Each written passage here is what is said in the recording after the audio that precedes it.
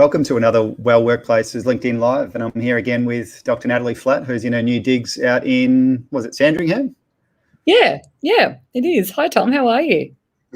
Good, thanks. It's a city with no, but it's all good. We're here, slowly back into the office, isn't it? Yeah, well, you're just telling me how you signed a lease but forgot to include the power in your lease there. So, yeah, you won't forget that one next time. No, we won't. We definitely won't. Hey, thanks for joining me today again. I know you've been on this quite a lot. It's because you're our go-to person for all things mental health and wellbeing. And one of the things that's happened, or I've become aware of more recently in the last, say, month or so, is just the Mental Health Royal Commission in Victoria and I suppose the reports to come out of that. And I thought it'd be great to get you on just to talk about, well, what happened with the Royal Commission. Firstly, why was it needed? And then also just getting your sort of, I suppose, high-level thoughts on any recommendations relating to the workplaces or any other thoughts that you might have. So, Nat, do you want to tell us what was the Royal Commission all about? Why did that actually happen in Victoria, do you think?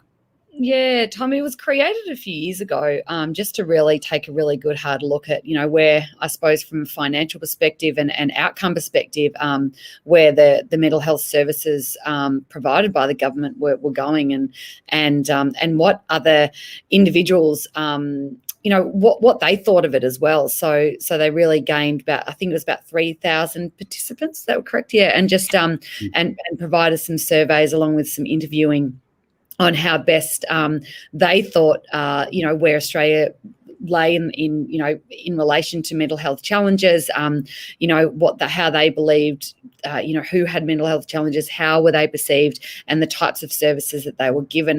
And I think it came out that it was really no surprise to a lot of practitioners out there, and also who provide their own services, that it is a system that definitely needs a massive overhaul, where it was shown that also when we talked about a couple of months ago, it was last year, when realised that you've got $220 billion a year spent on mental health initiatives in Australia.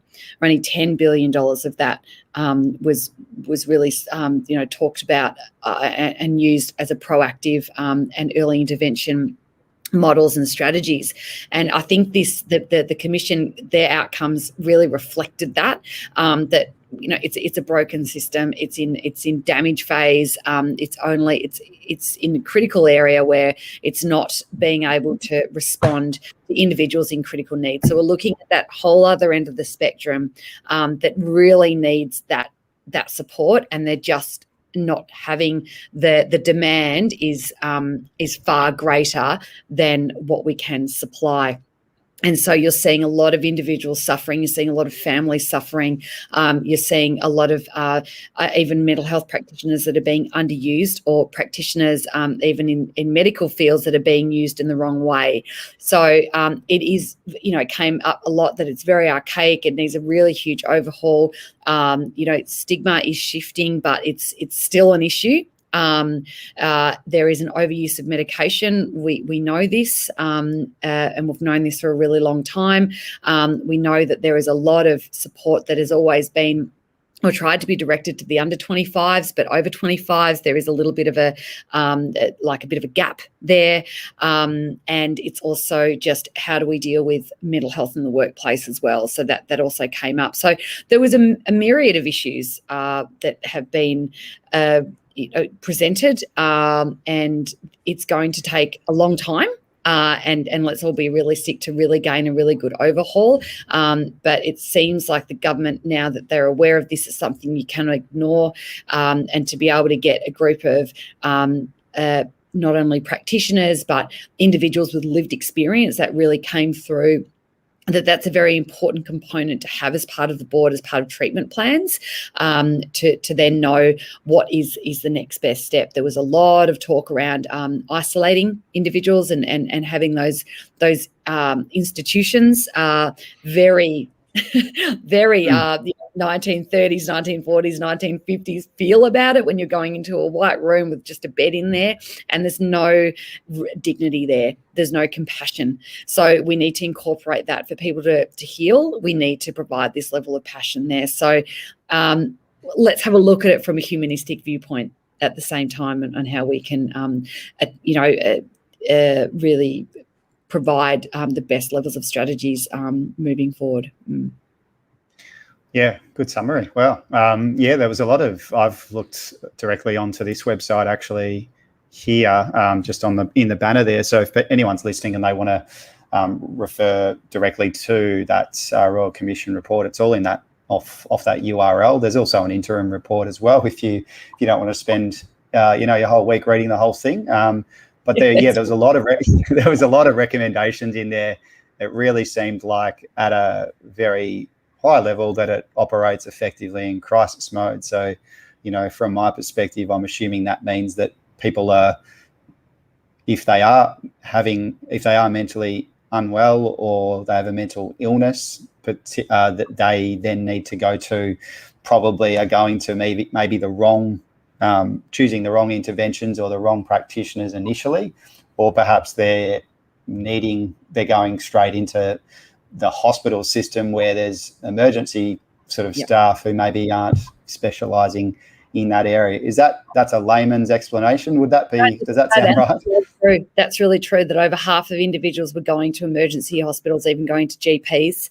And yes, they can be a point of contact, but they can't be your mental health support moving forward. So it was lack of avenues. It was lack of understanding and awareness. So it was more GPs, friends and family, but like even websites and go to resources online were actually more underused than the friends and family and the GP. So you're putting a lot of pressure on current processes that might not have the avenue that is not the best avenue for them. And, GPs, how they are, and emergency workers, how they are. If you see an individual with a mental health issue presenting, it comes down to, are there enough beds and what can we do for them in short term? A lot of time that is medication, not, this is just evidence, this is just observation. And that isn't always the right way for everyone to go. So it's, and we've known this for a really long time with children and medicating children, and that there are other opportunities available to them. It's just being able to create that level of accessibility for them, and being able to, yes, as you said, that where people are presenting in crisis mode. So why is there there are so many hurdles that they would have presented in their life before getting to that end crisis? I need to do something right here, right now.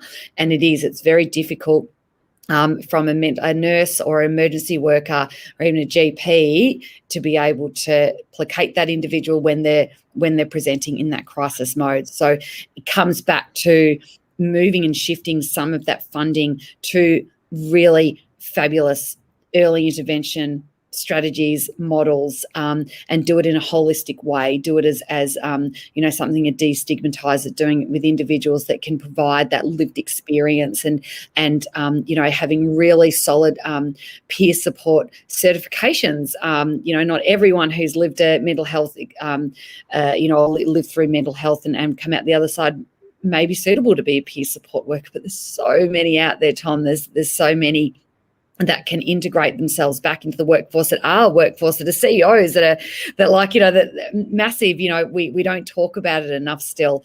And we have that issue. And I know that in the current flavour of the week with the women's rights, we heard, I think it was actually one of my old friends and colleagues who has a PR company, writing company, Monkeys, and she said, brought out a campaign for women, she'll be right. And it's very powerful for women in the, that's a whole new podcast, Tom. But it's an Australian way, isn't it? Oh, we'll be right. We'll get over it. It's just a bad week, or it's just, you be okay. Just and what we end up doing, we don't mean to, but we dismiss emotions and we don't allow that to be validated. And for the person on the other end who is struggling with that anxiety disorders are still one of the top mental health challenges that globally we face as anxiety and depression. It is is that we're not getting that validation, and we believe that we just got to keep going, and we buck up, and the cognitions start to develop, and the physiology starts to develop, and then the behavior starts to develop, and that's when we then start hitting that crisis time. It shouldn't be like yeah. So really reinventing that whole system, from crisis mode into more, I suppose, what we might refer to as upstream care. Is that where you use the word upstream, downstream, that concept? No, I haven't. Oh, okay, well, there you go. I'm going to throw that around. So I suppose in my language, in the language that I sometimes make up, is upstream is more about that preventative, early intervention sort of stuff, preventing whereas going into crisis might be conceptually downstream. So I suppose with this, one of the other key findings I found from reading the report and I suppose at a high level was really that all the different services don't really integrate that well. So it's quite manual. There seems to be a role for some technology as well to support people, especially if you're in rural areas. That was another finding, actually, was that if you're in rural areas, you don't have as easy access to stuff that you might have in the city, perhaps, or closer to the cities. And so seems to be a real big role for perhaps the use of telehealth technologies as well to prevent people from going down that crisis route. Is that what you've read as well? Did you find that as well? Yeah, absolutely. The accessibility is a real problem, and the trauma of that accessibility is a real problem, because it puts so much pressure upon those communities and those families. And you're right. And the telehealth has been extended under Medicare until June, and then they're looking at other ways that they can extend that through and create telehealth support to have that more accessible over certain cohorts, and that should be rolled out, they said, during this year, at least by December. So that's a great positive step, because telehealth is, as you know, we've got all our platforms up and running, that's a really important component to be able to create that flexibility and that continuity,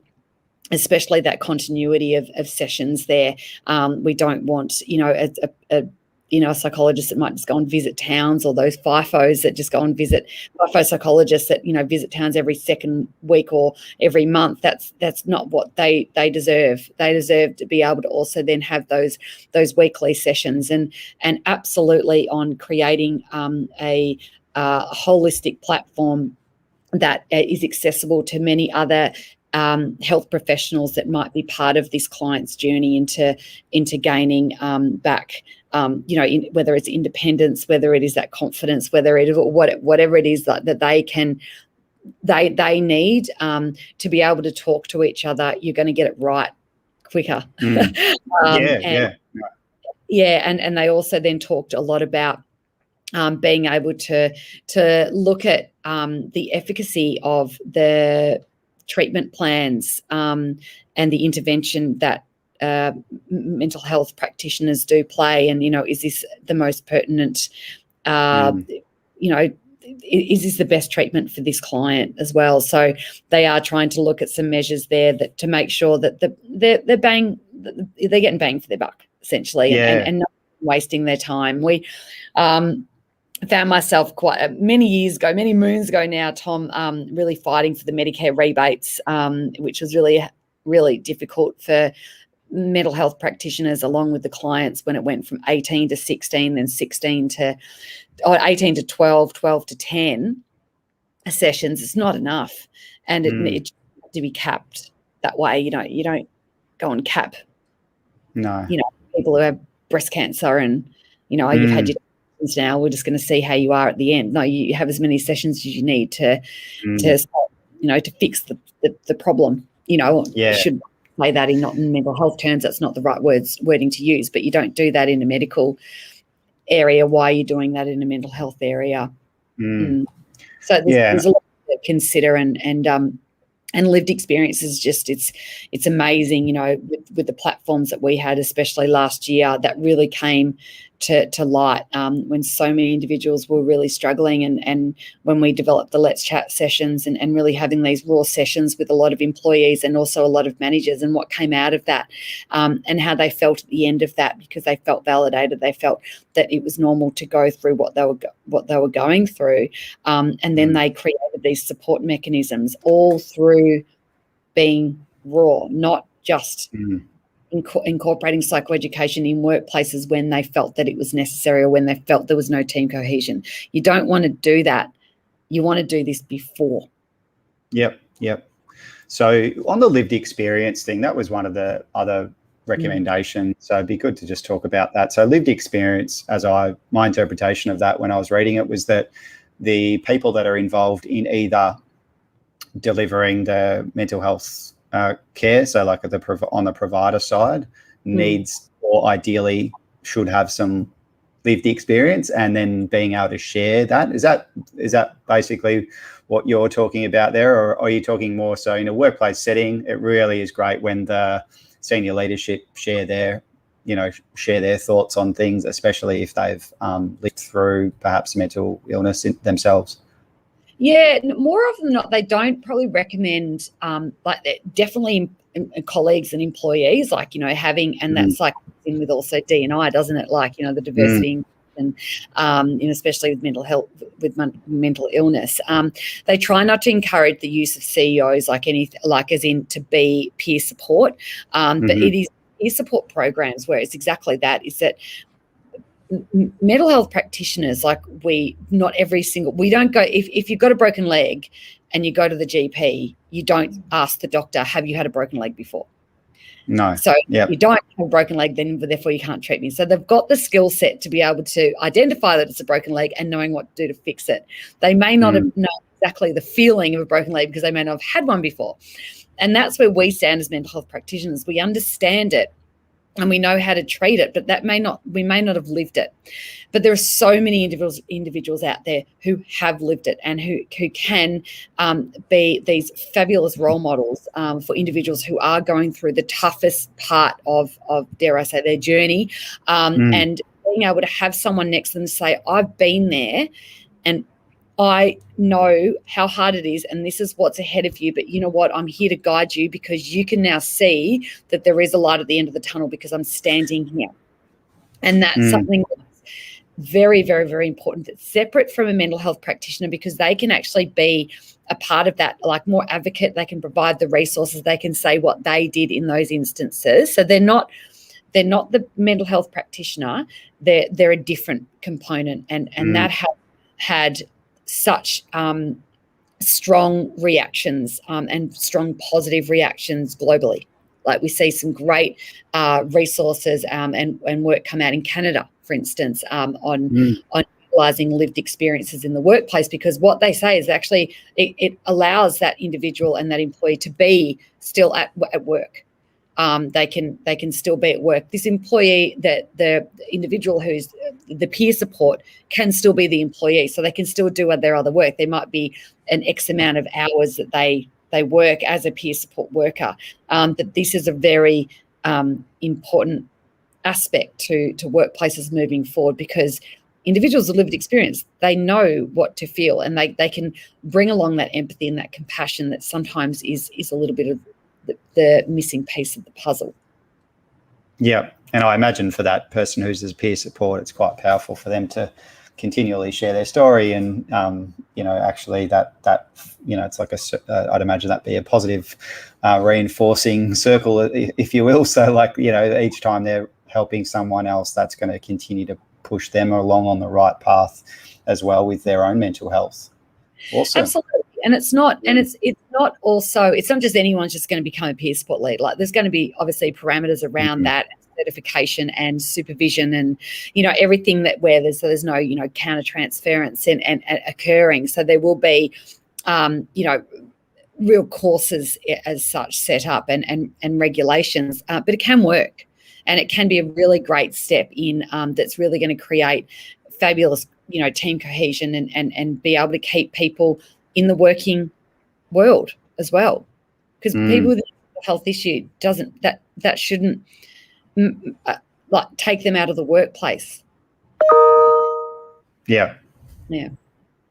Yeah, and I think my general statement as well from on the work perspective is probably one of the better things for your well-being generally is to earn a crust and do something purposeful. So if that lived experience and that peer support setup is enabled within a workplace setting, that's only going to be a good thing. Nat, is there any other recommendations that you feel like we should share for people who won't go to that website and read 2,000 pages? Yeah. No. Australia have got some great things about peer work that they're doing a little bit as well. And I think as well it's like, I feel that this is really going to start to shake and disrupt the system. I really hope that we're going to gain some traction by being able to get a very big, eclectic and diverse range of individuals being able to provide some recommendations, and everyone's going to sit back and be a bit of a listening ear.